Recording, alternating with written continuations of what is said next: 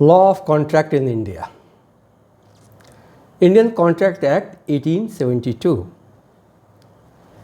आज का विषय है चैप्टर 4, जिसमें हम लोग जानेंगे परफॉर्मेंस ऑफ कॉन्ट्रैक्ट, जो सेक्शन 37 से 67 तक दिया गया है, और chapter 6 compensation of loss or damage caused by breach of contract, जो सेक्शन 73 से 75 तक दिया गया है।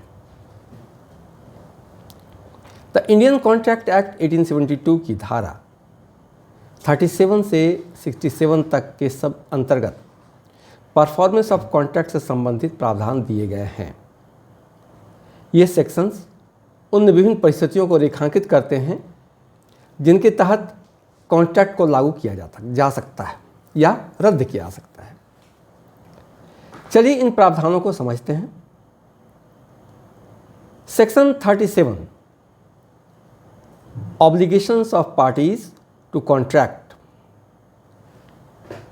The parties to contract must either perform or offer to perform their respective promises unless such performance is dispensed with or excused under the provisions of this act or of any other law. Promises bind the representatives of the promisers in case of death of such promisers before performance unless a contrary intention appears from the contract.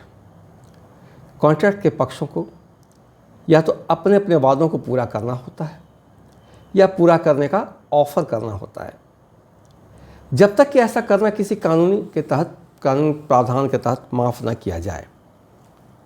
यानी जब किसी proposal को स्वीकार कर लिया जाता है तो पक्षकार अपने अपने वादों और दायित्वों को पूरा करने के लिए बाध्य होते हैं। यहाँ तक कि यदि प्रॉमिसर्स का डेथ हो जाता है तो उनके रिप्रेजेंटेटिव वादे पूरा करने के लिए उत्तरदायी होते हैं। जब किसी प्रपोजल को स्वीकार कर लिया जाता है तो बाद में प्रॉमिसी उसी प्रॉमिसर के खिलाफ उसी विषय पर वाद नहीं ला सकता है। एक उदाहरण से समझते हैं। ए प्रॉमिस करता है कि वह बी को निर्धारित तिथि पर 1000 रुपये के भुगतान पर गुड्स डिलीवर कर देगा। निर्धारित तिथि के पूर्व ए की मृत्यु हो जाती है। अब ए के जो भी लीगल रिप्रेजेंटेटिव्स होंगे वे बी को गुड्स डिलीवर करने के लिए बाध्य होंगे और बी 1000 रुपया ए के रिप्रेजेंटेटिव को भुगतान करने के लिए बाध्य होंगे। अब दूसरा उदाहरण देखिए, जहां प्रॉमिस को पूरा करने की बाध्यता नहीं होगी। ए प्रॉमिस करता है कि वह बी के लिए निर्धारित तिथि को कोई पिक्चर पेंट करेगा, जिसके लिए वह बी जो है वह ए को निश्चित रकम भुगतान करेगा। निर्धारित तिथि के पूर्व ए की मृत्यु हो जाती है। Now the contract can not be enforced either by his representative और बाय बी। यहाँ पे स्पेसिफिक था कि कॉन्ट्रैक्ट का परफॉर्मेंस किसी पर्टिकुलर पर्सन के द्वारा किया जाना था। सेक्शन 37 के अनुसार जो व्यक्ति कॉन्ट्रैक्ट करता है उसकी मृत्यु हो जाने पर उसके लीगल एयर्स कॉन्ट्रैक्ट के शर्तों को पूरा करने के लिए बाध्य होंगे, जैसा कि हम लोग ऊपर देख रहे थे। सेक्शन 38 क्या है? Effect of refusal to accept offer or performance where a promisor has made an offer of performance to the promisee and the offer has not been accepted. The promisor is not responsible for non-performance, nor does he thereby lose his rights under the contract. यदि offer की स्वीकृति नहीं दी जाती है तो promiser किसी भी दायित्व के लिए बाध्य नहीं होगा, अपितु वह अपने अधिकारों को भी सुरक्षित रखेगा। यहाँ यह आवश्यक है कि कुछ ऑफर कुछ शर्तों को पूरा करता हो। क्या क्या शर्तें हैं? रिफ्यूजल ऑफ एक्सेप्टेंस अनकंडीशनल होनी चाहिए। It must be made at a proper time at place, उचित समय और स्थान पर किया जाना चाहिए। and the person to whom it is made may have a reasonable opportunity of ascertaining that the person by whom it is made is able and willing there, and then to do the whole of what he is bound by his promise to do. इन परिस्थितियों में किया जाना चाहिए कि जिस व्यक्ति को कहा जा रहा है उसे समझने के लिए उचित अवसर मिल जाए। जो व्यक्ति ऐसा कर रहा है वह ऐसा करने के योग्य और सक्षम है। If the offer is an offer to deliver anything to the promisee must have a reasonable opportunity to seeing that the thing offered is the thing which is promiser is bound by the promise to deliver. यदि किसी वस्तु को deliver करने के लिए हो तो promisee के पास ये समझने की काफ़ी उचित अवसर होना चाहिए कि यह वही वस्तु है जिसे डिलीवर करने का प्रॉमिस किया गया था। सेक्शन 39 पे आते हैं। सेक्शन 39 है effect of refusal of party to perform promise wholly. When a party to a contract has refused to perform or disabled himself from performing his promise in its entirety, the promisee may put an end to the contract unless he has signified by word or conduct his acquiescence in its continuance. जब दो पक्षकार एक contract करते हैं और कोई पक्षकार अपना वादा पूरा करने से मना करता है तो दूसरा पक्ष कॉन्ट्रैक्ट को समाप्त कर सकता है। उदाहरण से समझते हैं। बी एक थिएटर का मैनेजर है, ए एक गायक है। बी के साथ कॉन्ट्रैक्ट करता है कि आने वाले 2 महीने तक प्रति सप्ताह 2 रातों तक उसके थिएटर में गाना गाएगा और बी इस कार्य के लिए प्रति रात 1000 रुपये देने का वादा करता है। किसी एक रात को 4 रात 5 रात गाने के बाद किसी एक रात को ए जानबूझकर नहीं आता है तो यहाँ पे क्या होता है, बी को कॉन्ट्रैक्ट समाप्त करने का अधिकार हो जाता है। Section 40 person by whom promise is to be performed. If it appears from the nature of the case that it was the intention of parties to any contract that any promise contained in it should be performed by the promiser by himself, such promise must be performed by the promiser in all other case. The promiser or his representative may employ a competent person to perform it. जब case के nature से यह प्रतीत होता है किसी भी contract के पक्षकारों का इंटेंशन था कि कॉन्ट्रैक्ट के किसी भी वादे का पालन प्रॉमिसर द्वारा स्वयं की। Section 40 person by whom promise is to be performed.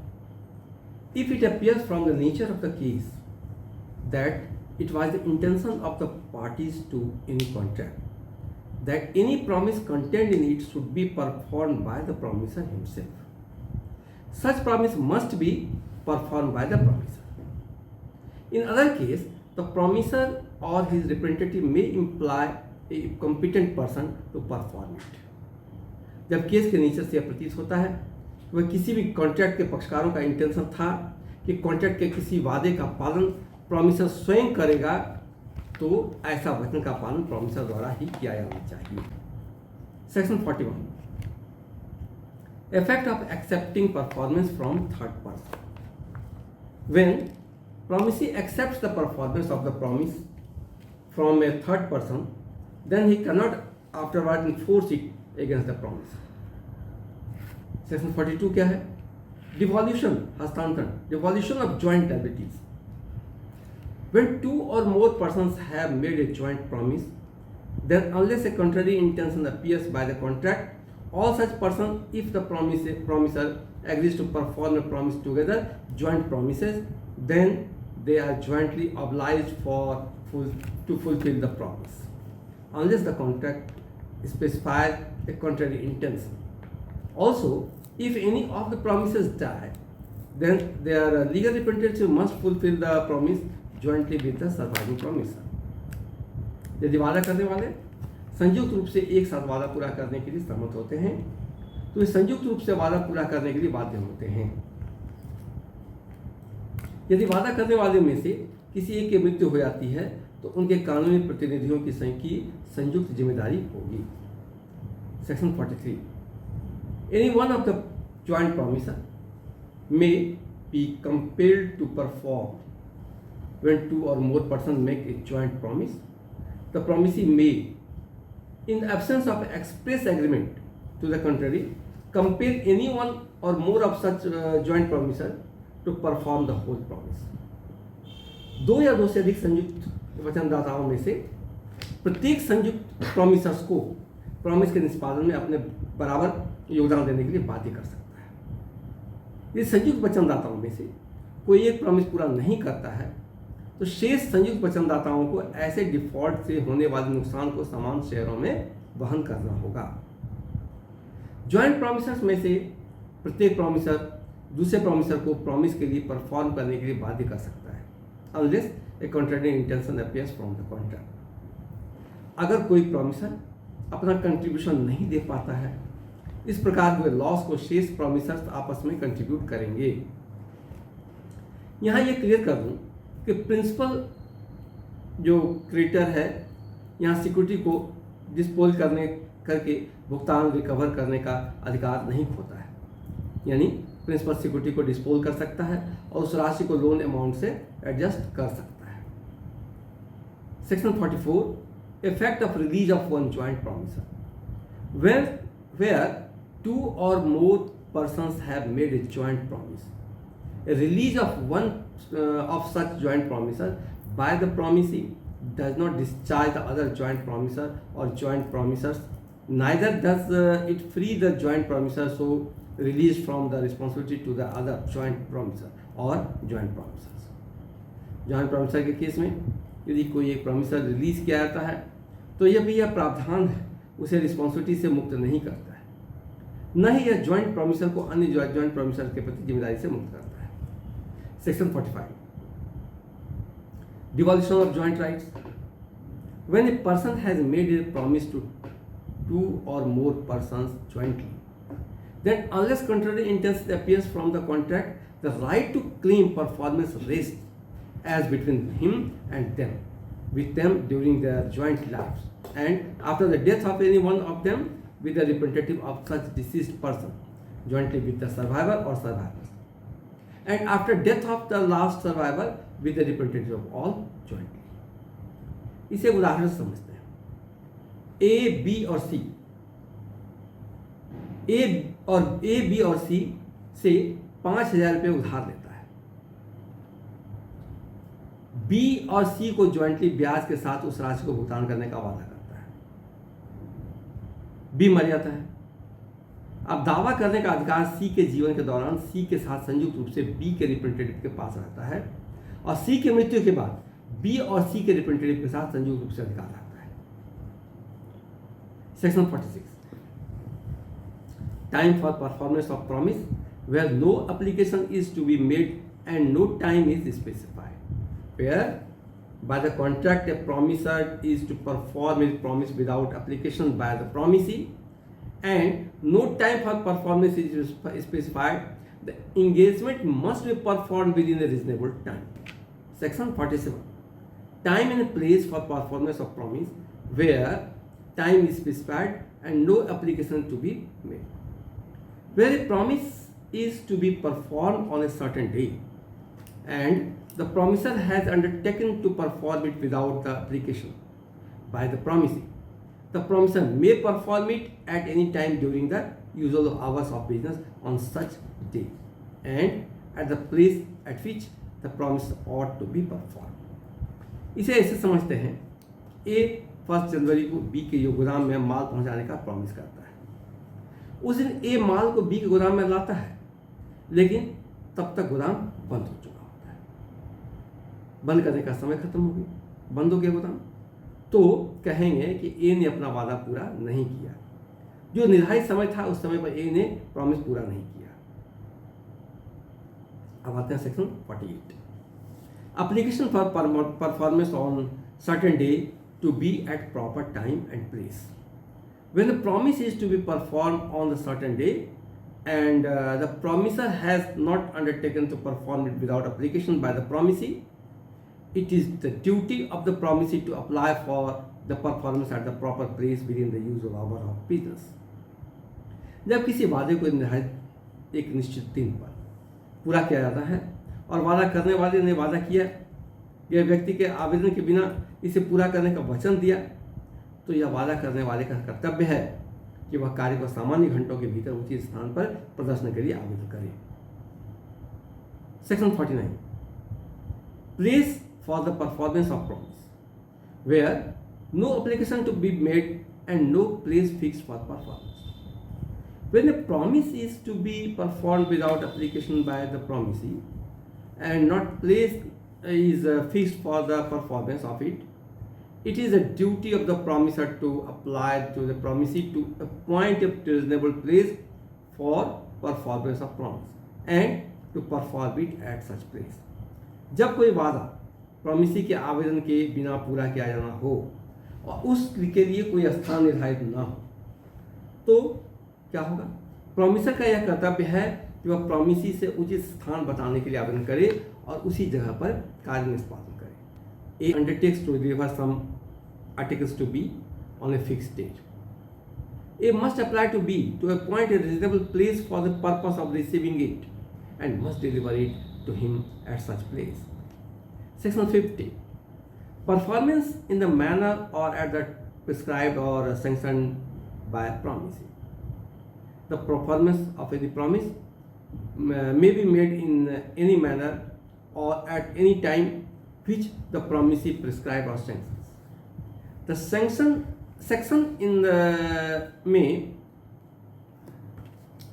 इस सेक्शन में ये प्रोविजन दिया गया है कि कॉन्ट्रैक्ट के वादे को उसी स्थान पर और उसी तरीके से पूरा किया जाएगा जो प्रॉमिसी तय करेगा।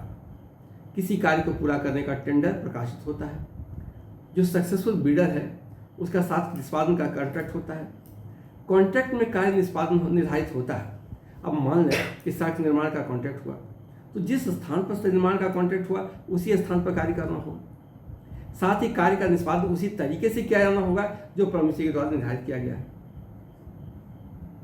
Promiser not bound to perform unless reciprocal promisee ready to willing to perform. When a contract, यह है सेक्शन 51.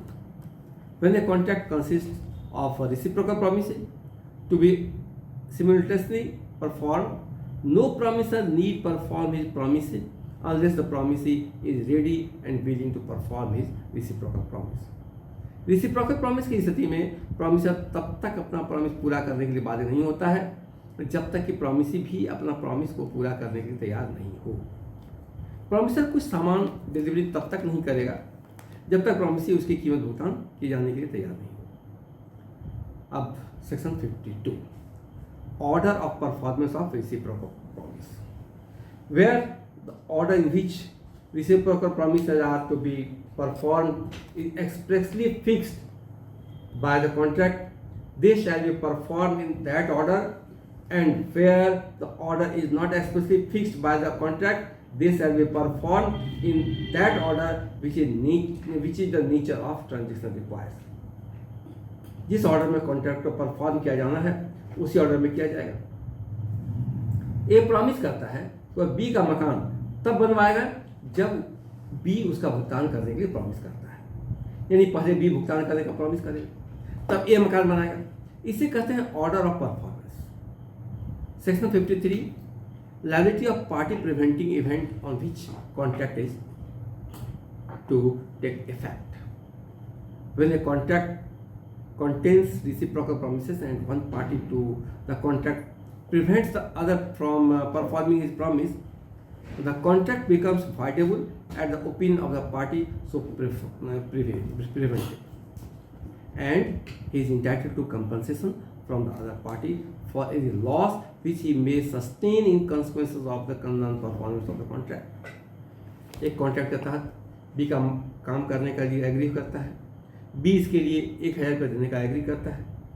अब एक कार्य नहीं करना चाहता तो बी इस कॉन्ट्रैक्ट को वॉइड करवा सकता है वाइड करवा सकता है, मतलब बी उस कॉन्ट्रैक्ट को वाइडेबल डिक्लेयर करवा सकता है, वाइड डिक्लेयर कर सकता है, वाइड मनी कॉन्ट्रैक्ट वाइडेबल है। यहाँ तक कि बी इससे होने वाले नुकसान के लिए भी ए से कंपनसेशन का पाने का अधिकारी होता है।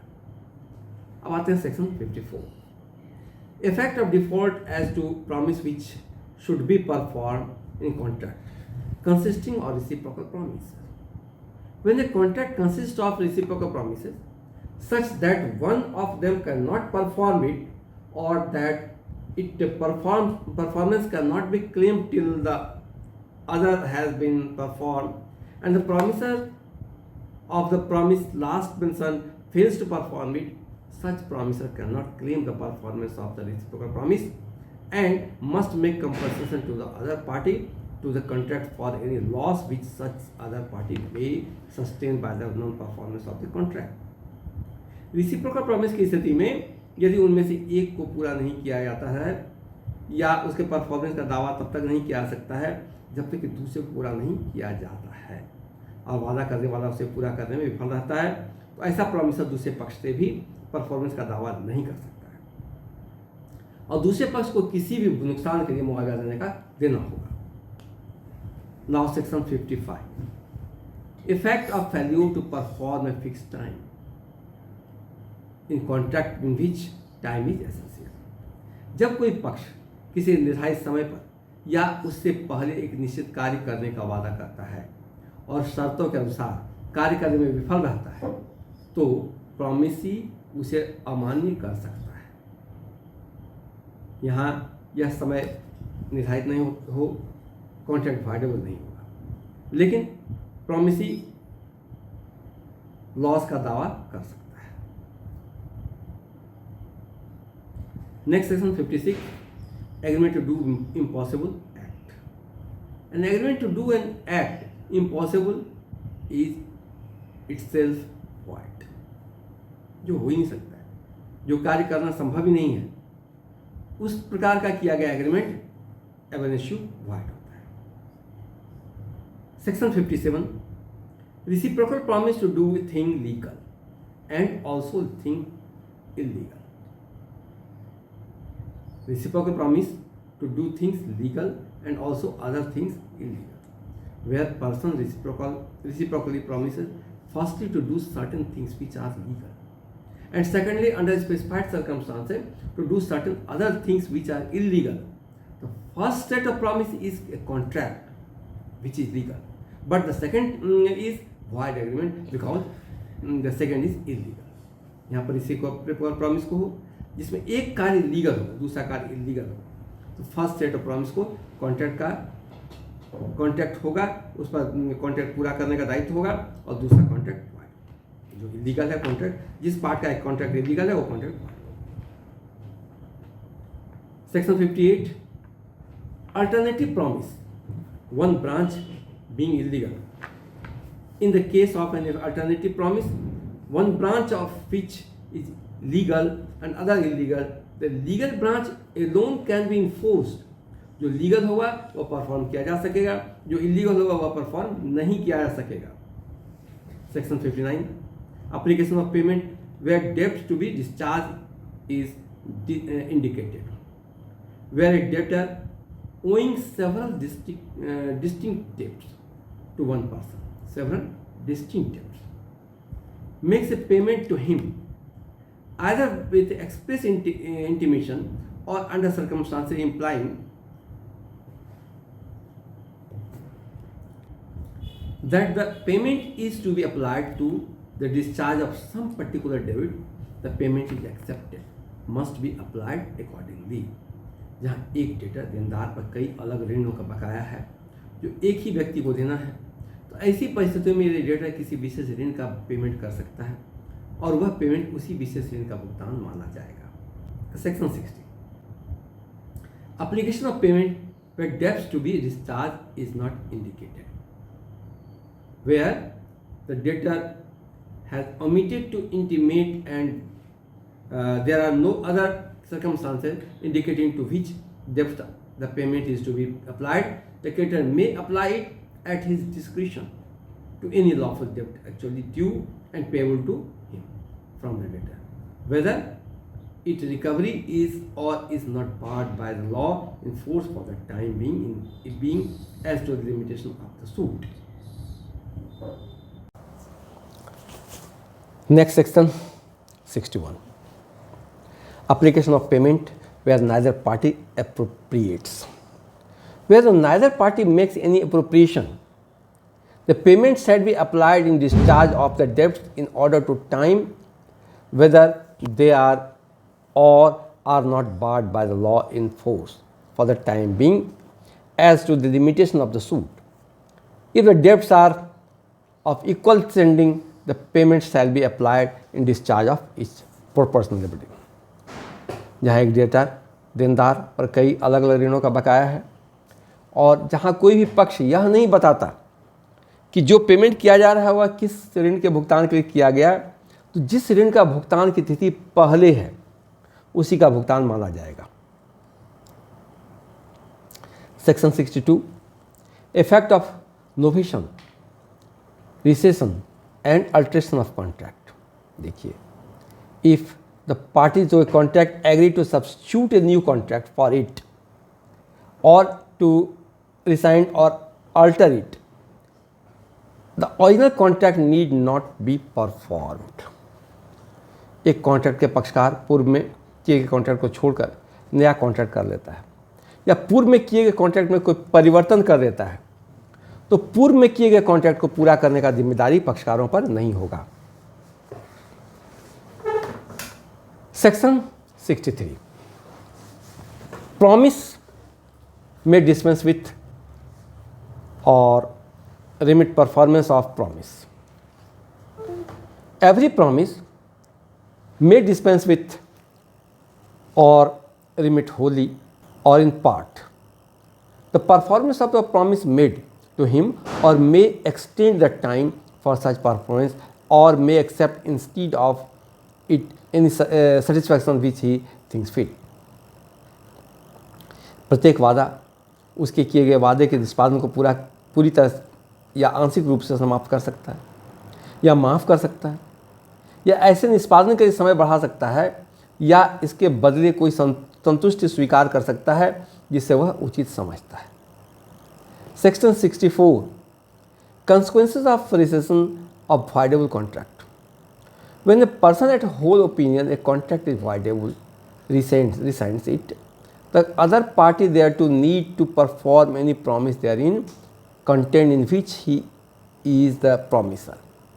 The party rescinding a voidable contract shall, if he has received any benefit thereunder from another party to such contract, restore such benefit so far as may be to the person from whom it was received.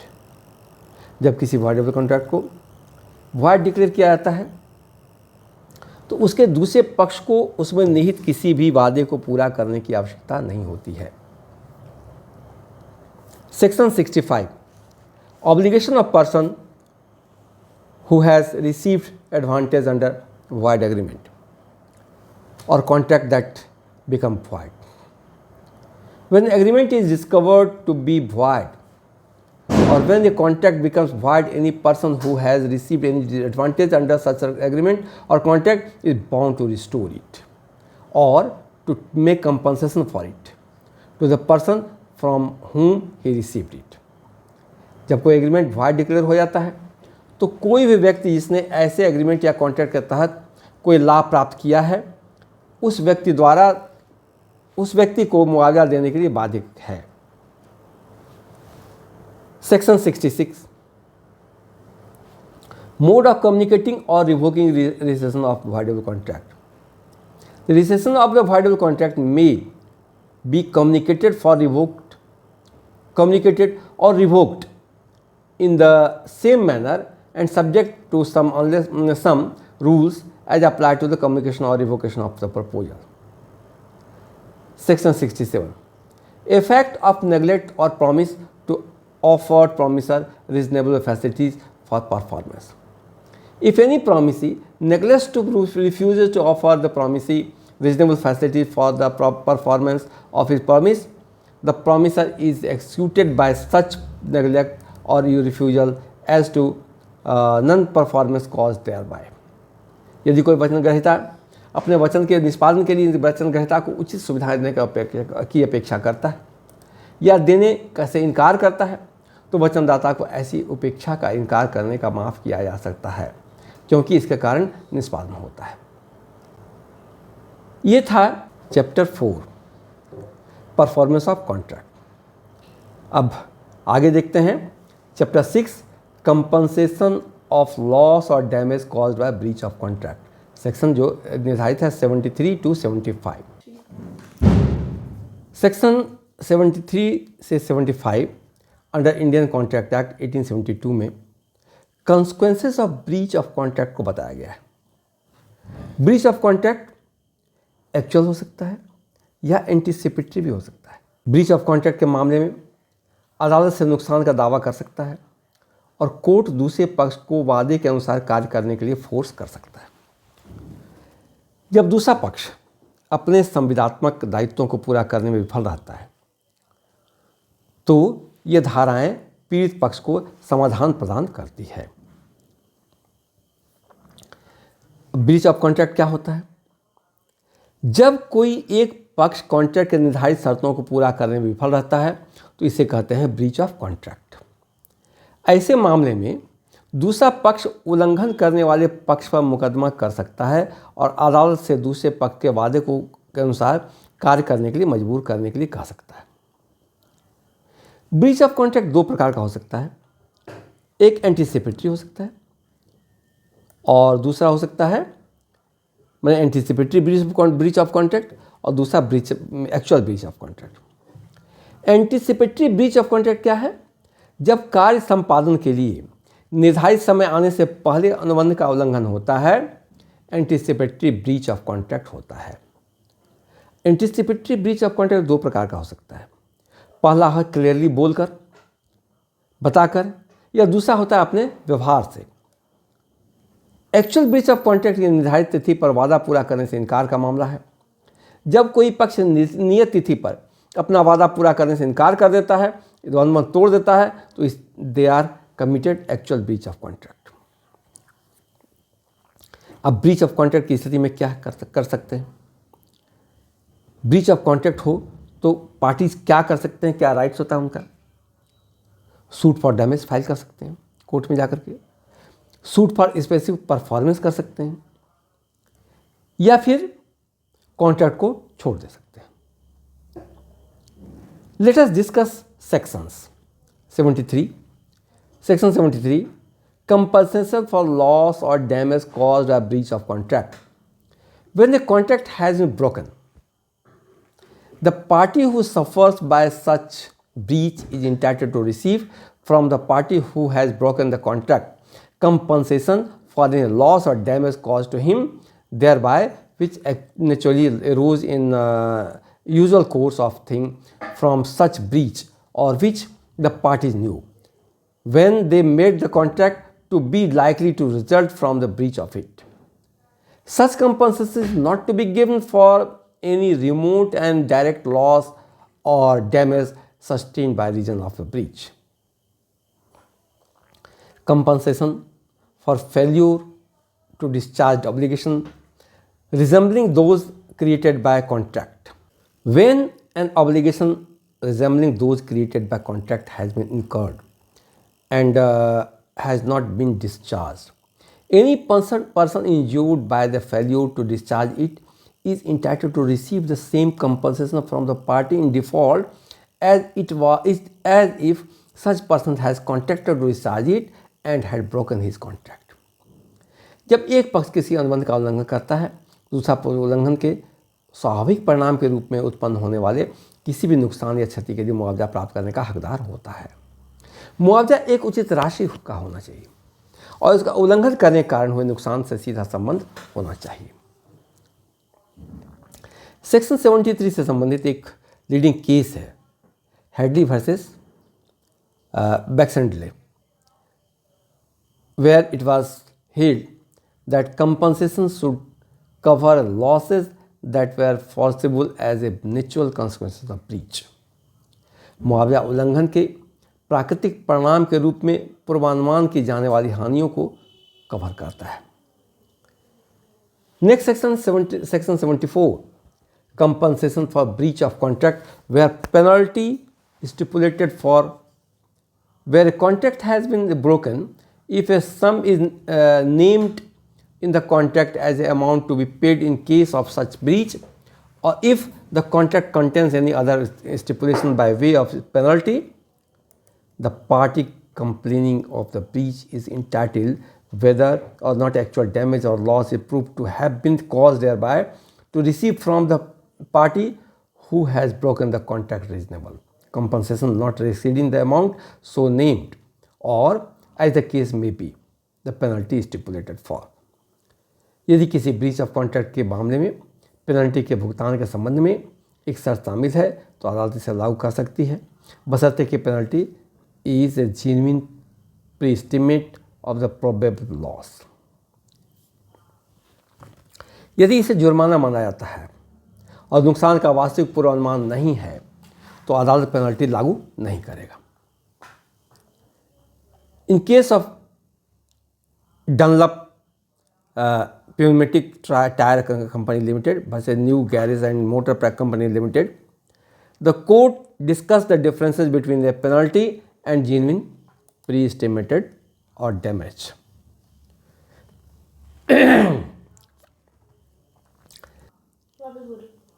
Section 75, party rightfully resigning contract entitled to compensation. A person who rightfully resigns a contract is entitled to compensation. अनुबंध को रद्द करने वाला जो पक्ष compensation पाने के लिए अधिकृत है उसका कुछ अधिकार होता है। इस प्रावधान के तहत जो व्यक्ति कंपनसेशन पाने के लिए अधिकृत है वह निर्णय ले सकता है कि कंपनसेशन लिया जाए या माफ़ किया जाए। यदि कंपनसेशन पाने के लिए अधिकृत पक्ष एक बार मुआवजा को माफ़ करने का निर्णय लेता है तो बाद में इसे नहीं मांग सकता है। कंपनसेशन पाने के लिए अधिकृत पक्ष का अधिकार होता है कि वह कंपनसेशन का भुगतान का दबाव न दे यदि वह दूसरा पक्ष के साथ गुड बिजनेस रिलेशनशिप की इच्छा रखता है। एक बात महत्वपूर्ण है कि इंडियन कॉन्ट्रैक्ट लॉ विभिन्न डिसीजन को ऑफ कोर्ट से प्रभावित होता है जो तथ्य पर आधारित होता है। अलग अलग केस में अलग अलग निर्णय होते हैं। इसी तरह लॉ को महत्वपूर्णता दी जाती है। ये था सेक्शन चैप्टर 4 और चैप्टर 6। इसी तरह मैं लॉ की महत्वपूर्ण जानकारियाँ देता रहूँगा। वीडियो को लाइक सब्सक्राइब करते रहें और बार बार जानकारियों का अनुभव लेते रहें। धन्यवाद।